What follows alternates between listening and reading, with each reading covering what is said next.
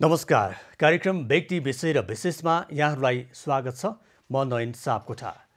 आजको कार्यक्रममा हामी कृषिसँग सम्बन्धित विषयमा यहाँहरू समक्ष प्रस्तुत हुन गइरहेका छौँ। नेपालमा पछिल्लो समयमा जुन मलको अभाव एकातर्फ छ भने विषादीको प्रयोगको कारणले गर्दाखेरि हरेक भान्सा प्रदूषित भइरहेको छ भने हरेक मानव जीवनमा विषले प्रवेश पाइरहेको छ।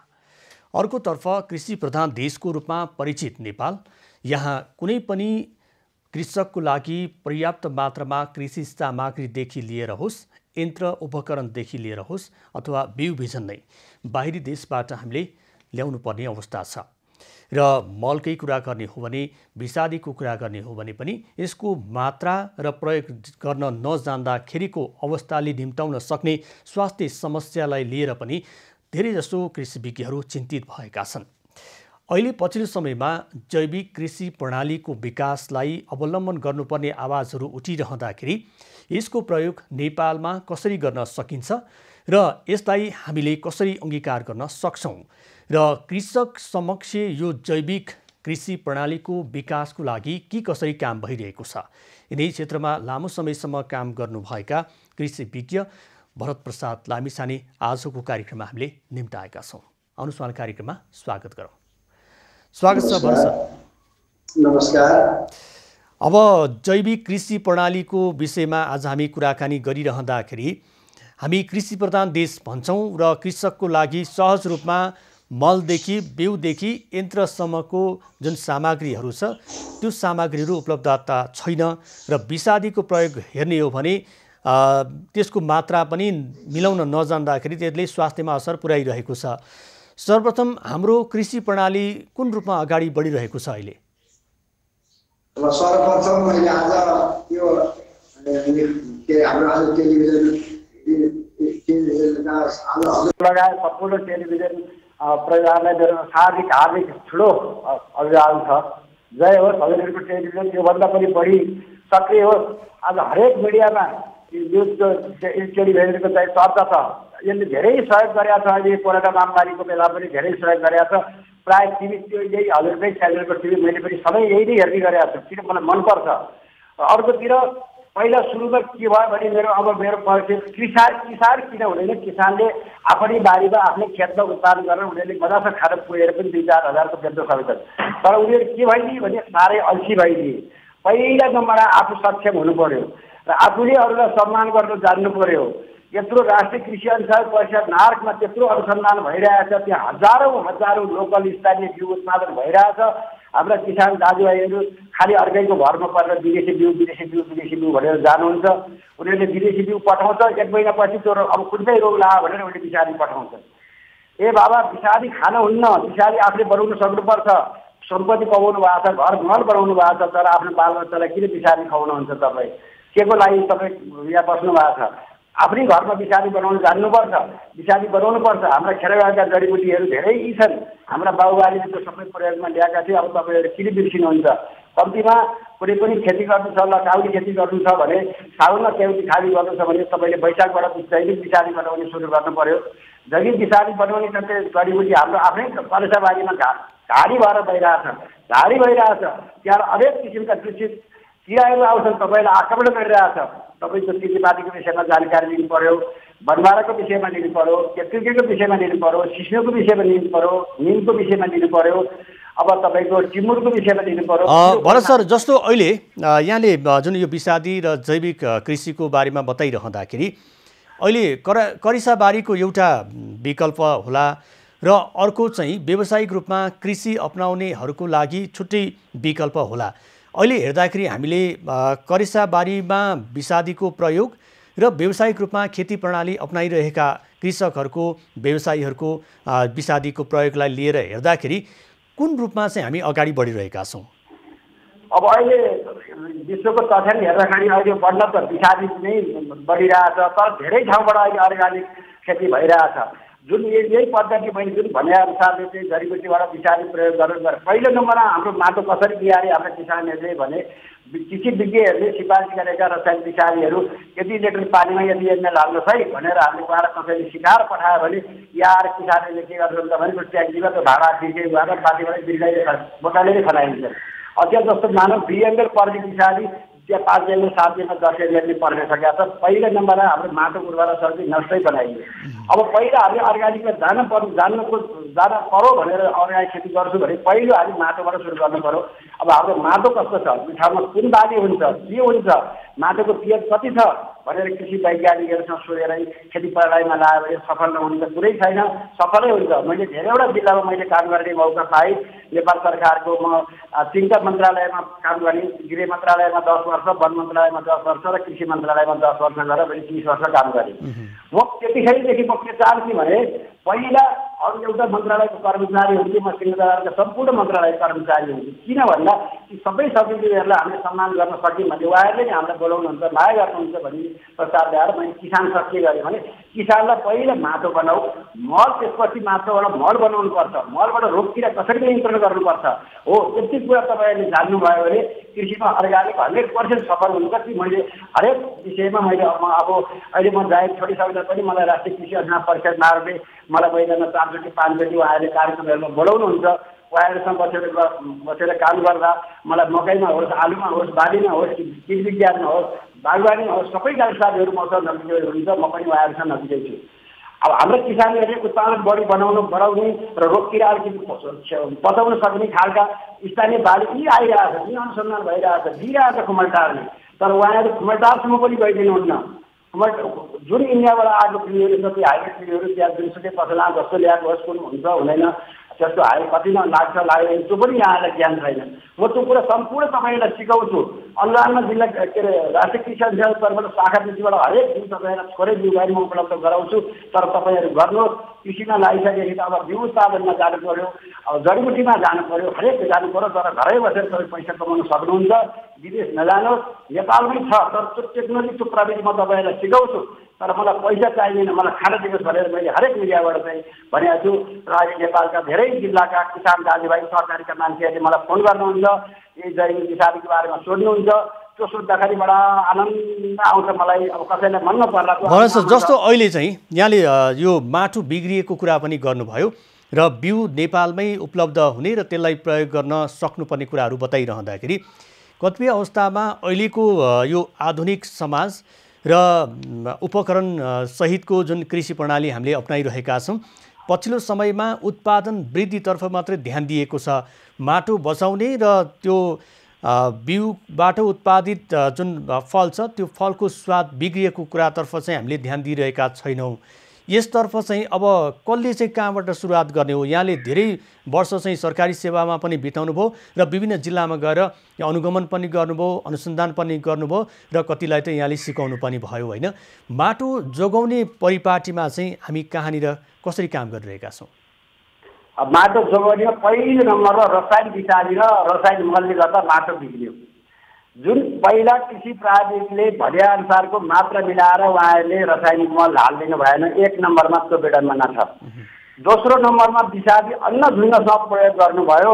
जस्तो एउटा विषादी त्यो फोरेट भन्ने जातको प्राणघातक विषादी अब हामीले पहिला सुरुमा सिफारिस गर्दा 1 रोपनीमा 1 केजी सिफारिस गर्थ्यौँ। त्यो त अहिले बाइङ हो। त्यो अब पहिले 60 सालदेखि मैले विषादी र रासायनिक मल भने बिल्कुलै नहालिकन मैले यो काठमाडौँ जिल्लाको जिल्ला कृषि विकास कार्यालय काठमाडौँको सेवा केन्द्र 12 दिन बसेर मैले काम गर्दाखेरि 8वटा गाउँ विकास समितिको कार्यालयको प्रमुख थिएँ म त्यतिखेर स्थानीय निकायको बोर्डको सदस्य पनि थिएँ।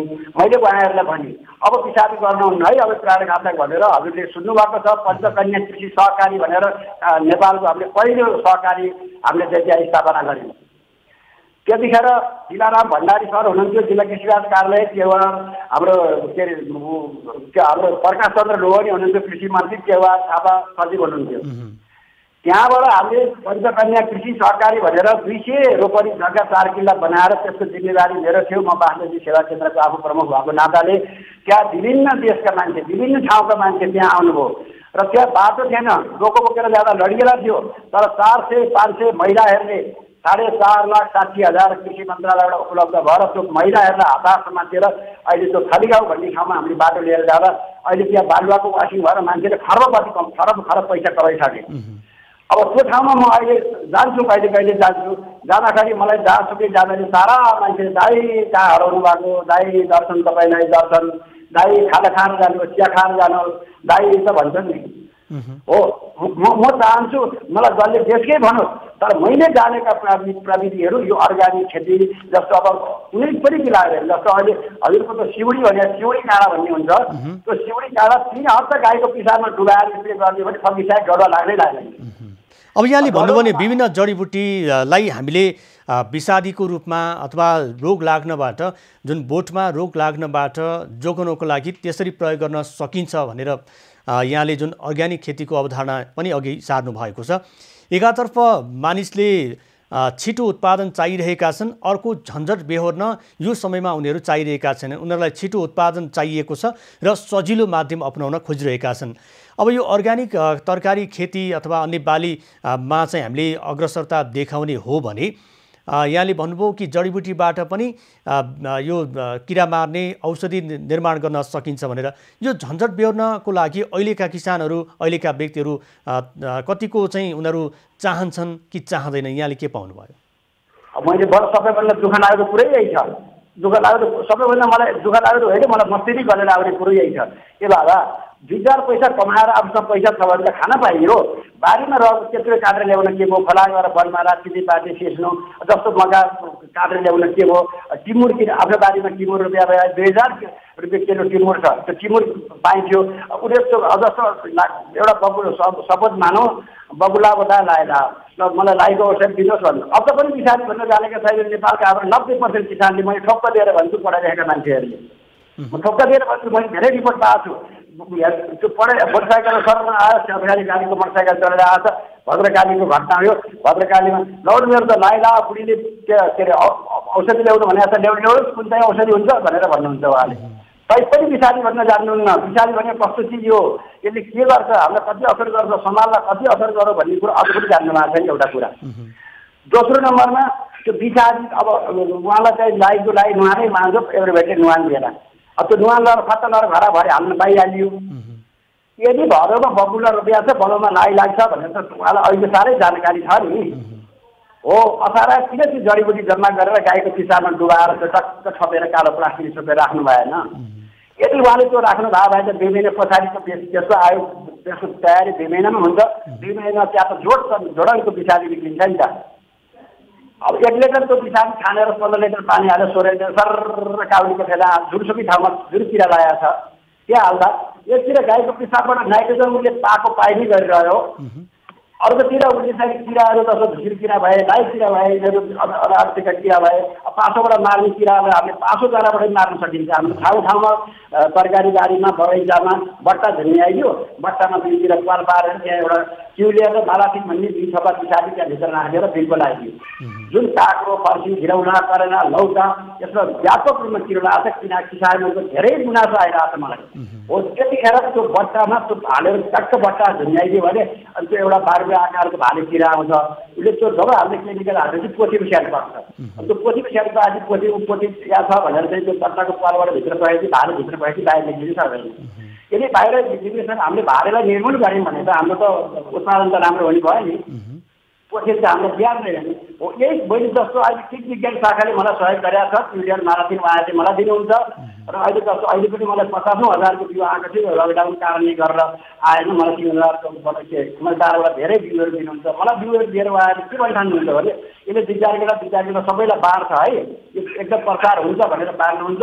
मलाई त्यो कुवारा ल्याएको बिउ सबैलाई मैले बाँडिदिएँ, 4 गेडा मकै भए पनि दिने हो। जस्तो अब तपाईँ अहिले विभिन्न ठाउँमा जानुहुन्छ, कृषिसँग सम्बन्धित यहाँले चाहिँ अन्तर्क्रिया पनि गर्नुहुन्छ, यहाँले विभिन्न ठाउँमा गएर कृषकहरूको लागि ज्ञान पनि बाँड्नुहुन्छ। अहिले चाहिँ प्राथमिकतामा परेको विषय चाहिँ यो कृषि प्रणालीमा खास के कुराले चाहिँ हामीलाई समस्याबाट यो ग्रसित बनाइरहेको छ, खास के कुरामा चाहिँ हामीले विशेष ध्यान दिनुपर्ने हो? सबैभन्दा सर्वप्रथम चाहिँ हजुरले अब राम्रो कुरो सोध्नुभयो मलाई। पहिलो नम्बरमा 7 प्रदेशमा 7वटा जैविक इत्यादि कारखानाहरू उद्योगहरू खोलिदिनु पर्यो सरकारले। अब अर्ग्यानिक खेती गर मात्रै त भनेर भएन। अनि किसानले अर्ग्यानिक खेती गर्न नचाहेका किन भन्दा अब बिसादी राखेर रसायनिक मल राखेर अलिकति 100 किलो काउली फल्यो भने बिसादी नराखेर 50 किलो फल्ला। 50 किलो फलेपछि पैसा अब त्यति राम्रो पनि आउँदैन, बजारमा पनि त्यति लिँदैन भनेर चाहिँ उहाँहरू अलिकति त्यो चिन्तित भएको हुनाले त्यो खेती गर्न अलिकति उहाँहरू बिर्सिसक्नु भएको हो। अब यतापट्टि सरकारले के गर्नुभयो भने अर्ग्यानिक उत्पादन गरिसकेपछि हामीले त्यो किसानको 100 किलो काउली बेचेर जति पैसा आउँछ 50 किलो काउली बेचेर त्यति पैसा आउने व्यवस्थापन उहाँ सरकारले पनि अलिअलि गरिदिनु पर्यो। तर उहाँ किसानले नि गर्नु पर्यो, सरकारलाई मात्रै हामी दोहोर्न न, सरकारले नगरेको छैन, गरेको छ। अहिले प्रधानमन्त्री कृषि आधुनिकीकरण भनेको छ, कृषिमा पनि त्यत्रो गरेर दिइरहेको छ, दुनियाँ गरेको छ। अब किसान सरकारले पनि घर घर लगेर यो गर भनेर दिने त होइन, कम्तीमा आफ्नो कार्यक्रम बनाएर लैजानु पर्यो। कार्यक्रम बनाएर रहेपछि म यसो गर्छु भनेर कार्यक्रम बनाएर रहेको सरकारले त पैसा स्थानीय निकायले नदिने कुरै छैन नि।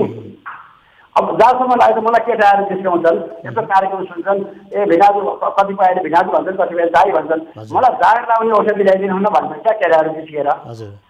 कुमलटारबाट मलाई तपाईँको अहिले मैले एउटा नयाँ चाहिँ हाम्रो धान खेती हुने किसानहरूलाई के सिकाएको छु भने बाँझो खेतमा लसुन रोप्ने, बाँझो खेतमा काउली रोप्ने, बाँझो खेतमा बन्ना रोप्ने, बाँझो खेतमा आलु रोप्ने।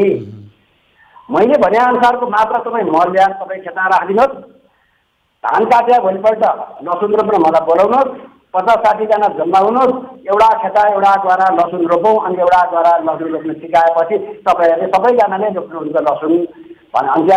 अनि पहिला सुरुमा मैले यो कार्यक्रम ल्याउँदाखेरि चाहिँ के आवाज आयो, भरत बौला है बाँझो खनजोत गरेर त लसुन हुँदैन, बाँझो खेतका धान आएको छ लसुन हाल्न लागेको छ भनेर पनि कतिपय साथीहरूले भने। तिनै मान्छे अहिले लसुन रोपेर लसुन बनाउँछन्, या उनीहरूको एउटा धाना गाला एउटा मुठो कतिलो मुठो लसुन निक्लिन्छ, उनीहरूको धाना गाल हजारौँ लाखौँ होला। भनेको अब माटोलाई तरिका मिलाएर हामीले कुनै पनि चाहिँ बाली लगाउँछौँ भने त्यसबाट बाली सप्रिने मात्र होइन, त्यसबाट आम्दानी लिन सकिने कुरा यहाँले बताउनु भयो। र अर्को अघि तपाईँले भन्नुभयो नि जुन 100 किलो एक सिजनमा 100 किलो एक ठाउँमा काउली फल्छ भने अर्ग्यानिक खेती गर्दाखेरि 50 किलो फल्ला, त्यसमा चाहिँ 50 किलोकै जुन मूल्यमा चाहिँ कृषकले त्यो 100 किलो बेचे बराबरको लाभ लिन सक्ने वातावरण चाहिँ सरकारले बनाउनुपर्छ भने यहाँले भन्नुभयो। र अहिले हेर्ने हो भने चाहिँ कृषकले मेहनत गरेर पसिना बगाएर जति उत्पादन उब्जनी उहाँहरूले गर्नुहुन्छ त्यो उब्जनी बराबरको अहिले उनीहरूले लागत मूल्य उठाउन नसकेको गुनासो हामीले सुन्दै आइरहेका छौँ, भोग्दै आइरहेका छौँ। अब सरकारको उपस्थिति त्यो कृषक समक्ष कसरी पुग्ने, उसले रासायनिक विष आदि प्रयोग नगरिकन अर्ग्यानिक खेती गरेर आफ्नो आम्दानीलाई कसरी सबल बनाउने त उसो भए? अब आम्दानी सफल गर्नलाई पहिलो नम्बर है यसमा अलिकति पहल त सरकारको पनि धेरै छ, पहल यसमा सरकारले पनि पहल गरिदिनुपर्छ। यदि सरकारले अर्ग्यानिक घर विषादी न्यूनी कर भनेर हरेक मिडियाबाट हरेक सूचनाबाट हरेक पत्रबाट दिनु आएको सबैलाई जानकारी छ। अब यदि हामीले सरकारले भनेअनुसारले अर्ग्यानिक खेती गरियो भने हामीले सरकारलाई पनि च्यालेन्ज दिन सक्नु पर्यो, नराम्रो कुरामा चाहिँ राम्रो कुरा पनि भन्न सक्नु पर्यो कि राम्रै तरिकाले भन्नु पर्यो।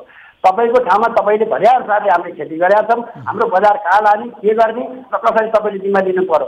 उहाँहरूले त हाम्रो जिम्मा लिएर सरसरीलाई पाल्छु भनेर उहाँहरू एउटा जिम्मा लिएर एउटा गार्जियनको रूपमा उहाँहरू उपस्थित हुनुभएको छ नि। अनि सरसरीले उत्पादन गरेको किसानले उत्पादन गरेको चिजहरू चाहिँ उहाँहरूले नलिएर सुख पाउनुहुन्छ र लिनुहुन्छ उहाँहरूले। त त्यही अनुसारको त्यो विषादी नहालिकन उहाँहरूले अब म धेरै कुरा किन मैले हरेक किसानमा हरेक जिल्ला अब भरोस जस्तो यहाँलाई दृष्टान्त सुनाउँछु। केही समय अगाडि मात्रै, अहिले पनि यो समस्या टरिसकेको छैन। जुन मललाई त सरकारले सही समयमा चाहिँ ल्याउन नसकेर किसानहरू घन्टौँ लाइन बसेर पैसा तिरेर मल ल्याऊ भन्दा समेत त किन्न पाउने अवस्था छैन भने सरकारले कृषि क्षेत्रलाई उपेक्षा गरेको जस्तो लाग्दैन। यहाँ त धेरै समय यही सरकारी सेवामै रहेर काम गर्नुभयो, तपाईँको अनुभवले पनि त्यो भित्रभित्र चित्त दुख्छ होला होइन, अहिले भन्न मात्रै नसक्नु भएको होला। खास सरकारको उपस्थिति कृषि क्षेत्रमा के यो मन्त्रालय स्थापना छ, सचिवहरू छन्, विभागहरू छ, तर उनीहरू चाहिँ सरकारी काम कहिले जाला घाम मात्रै हो कि साँच्चीकै काम गरिरहेछन्? एउटा कुरा हजुरले साह्रै खुसीकै कुरा सुन्नुभयो। म यही छ चाहना किसानले कतिपय ठाउँमा आफ्नो पहुँच छ, पावर छ भने एउटा कागजपत्र। दर्शकबिन हामीसँग कृषि प्राविधिक कृषि विज्ञ भरत प्रसाद लामिछाने कुराकानीको क्रममा हुनुहुन्छ। विशेष गरेर पछिल्लो समयमा विषादी प्रयोग बढिरहेको छ। यसको रोकथाम र न्यूनीकरणको लागि हामीसँग उपाय पनि छ। यो उपायलाई अवलम्बन गर्ने हो भने उत्पादन नबढाइकन पनि मानव स्वास्थ्यलाई हामीले समस्याबाट निर्मूल पार्न सक्ने सम्भावना प्रशस्त रहेको कुरा उहाँले बताइरहनु भएको छ। 3 दशकभन्दा बढी समय उहाँले सरकारी सेवामा बिताउनु भएको छ भने पछिल्लो समयमा विभिन्न क्षेत्रमा गएर कृषिसँग सम्बन्धित ज्ञान आफूले हासिल गरेका उपलब्धिहरू उहाँले बाँड्दै आउनु भएको छ। यतिखेर हामीसँग फेरि पनि भरत लामिछाने जोडिनु भएको छ। भरतजी, जस्तो सरकारको उपस्थितिको कुरा गर्दै थिएँ, यहाँलाई म फेरि पनि आग्रह गर्न चाहन्छु, साँच्चीकै कृषि क्षेत्रमा सरकारको उपस्थिति छ? सरकारको छँदै छैन भन्न चाहिँ मिल्दैन, छ, तर पक्षपाती ढङ्गसँग छ। मैले जाने अनुसारको मैले कुरा गर्ने हो र मैले थाहा पाए अनुसारको कुरा गर्ने हो। यहाँ बढी कुरा गरेर केही पनि औचित्य छैन। अब जस्तो कागज कतिपय ठाउँमा मैले भन्छु अनुदान दिएका ठाउँमा जस्तो मानव 1 लाख अनुदान गयो भने त्यहाँ उसले चाहिँ 1.5 लाख कमाउनु त कता कता 50,000 ल्याउला भन्ने डर छ। अनुदान पाएका चिजहरू चाहिँ अलिकति लापरवाही नै गरेका छन्। यन्त्रकै कुरा गर्नुभयो, अब ट्र्याक्टरकै कुरा गर्नुभयो, पानी तान्ने पम्पकै कुरा गर्नु, सबै सरकारले त्यो अनुदानमा कसैलाई दिएको छ भने त्यो समूहको आएको सहकारीका आएको पनि धेरै सामानहरू सरकारी सामान दुरुपयोग भएको पनि मैले देखाएको छु। मेरै पाला मैले एक सालमा 6 वटा 7 वटा चाहिँ पम्पसेट बाँड्थेँ। अब त्यो पम्पसेट 60 सालमा बाँडेको पम्पसेटको अहिले नाम निशानै छैन। कम्तीमा त्यो सरकारी सम्पत्ति हाम्रै हो है, हाम्रो संस्थालाई दिया भनेर किसानहरूले पनि बुझ्नु भएन। र अब तपाईँको सरकारले पनि कुन ठाउँमा हामीले लगानी गरेका छौँ त है, त्यसमा कति प्रतिशत हाम्रो अनुदान गएको छ, किसानलाई हामी हेर्छ दिएका छन्, किसानले हेर्छ बेहोरेका छन्, त्यसमा कतिसम्म यहाँ भएको छ भनेर त्यसको विभिन्न समयमा विभिन्न अनुगमन पनि हुन एकदमै जरुरी छ र अनुगमन एकदमै कमी छ। कतिपय ठाउँमा अनुदानमा पैसा लो त्यो ठाउँमा के गरेका छ कसो गरेका छ भनेर हेर्नै नजाने चाहिने अब कर्मचारी पनि छन्। म नाम लिन चाहन्न, अहिले के थाहा छैन त। अहिले काठमाडौँ जिल्लाको तारकेश्वर नगरपालिका 6 मा पर्छ एउटा बिउ उत्पादन केन्द्र भनेर त्यहाँ धेरै लाख लगानी भएको छ एउटा बाहिरको मान्छेले। त्यतिखेर चाहिँ सम्माननीय प्रधानमन्त्री बाबुराम भट्टराई हुनुहुन्थ्यो। अहिले उहाँले एरियामा यो 3 4 8वटा गाउँ विकास समितिले बिउ उत्पादन गर्छ भनेर लगानी गरेर अनुदानमा आएको। अब अहिले साउडी लागिरहेको छ, मान्छे छेडछाड के गर्ने कसो गर्ने भनेर कम्तीमा मूल्याङ्कन वर्षको एक जोड त आइदिनु पर्यो, 6 महिना एक जोड त आइदिनु पर्यो।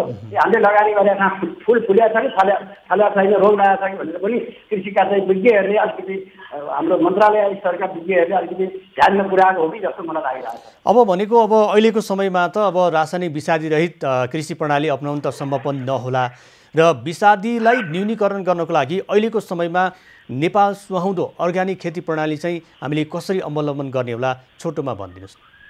मलाई सबैभन्दा सर्वप्रथम हरियो सेउला चाहियो पहिलो नम्बरमा। हरियो सेउला गाउँघर पाहाडमा हरेक ठाउँमा हरियो सेउला छ।